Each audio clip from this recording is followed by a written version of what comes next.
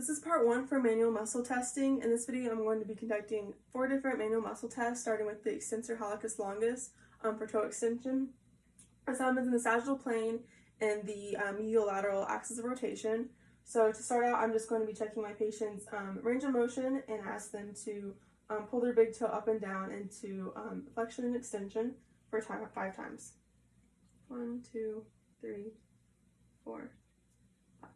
Okay, so he had a full range of motion with gravity, so he automatically gets a 3 out of 5 grade, but now I'm going to be conducting a stress test. So I'm going to take one hand and put it on the medial side of the foot, holding the big toe.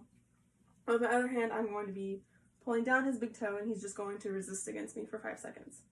So 1, 2, 3, 4, 5. Okay, so he still had a good range of motion with my full resistance, so he got a 5 out of 5 grade. But now moving on to the left foot, again, I'm just going to ask him to pull his toe up and down to check his range of motion.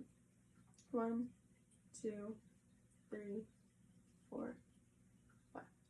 And again, for the stress test, taking one hand on the medial side and then just pulling down for 5 seconds.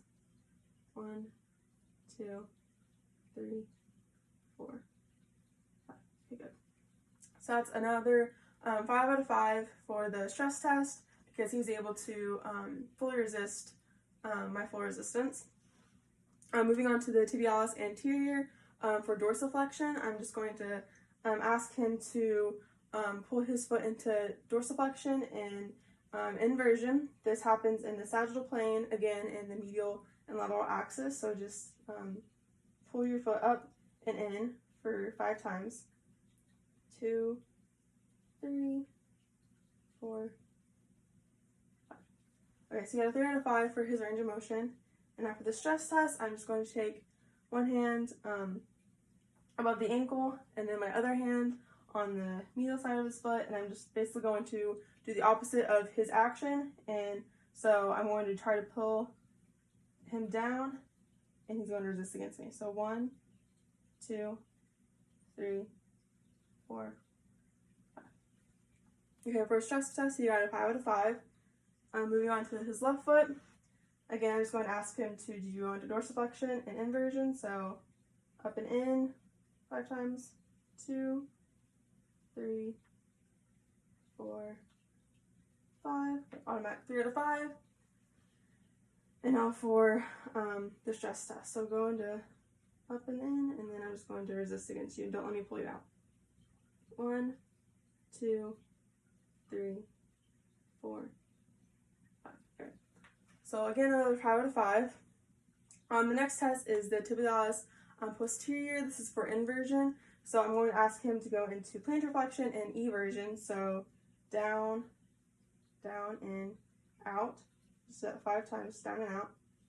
1, 2, 3, 4, 5. Okay, 3 out of 5. And now I'm going to take one hand around his ankle, and then the other hand around his plantar side, and I'm just going to push up and in. He's going to resist against me.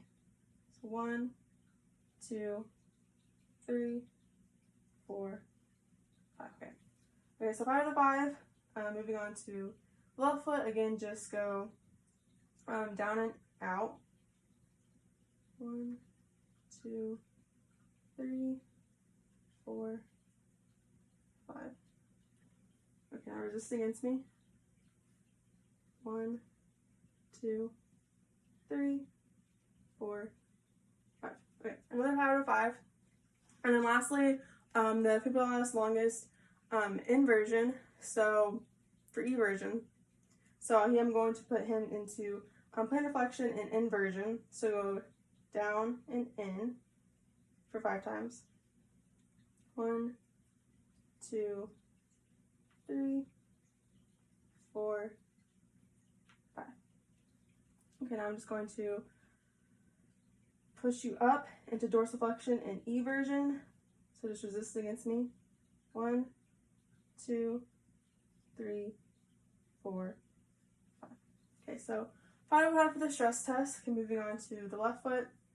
Again, just go down and in.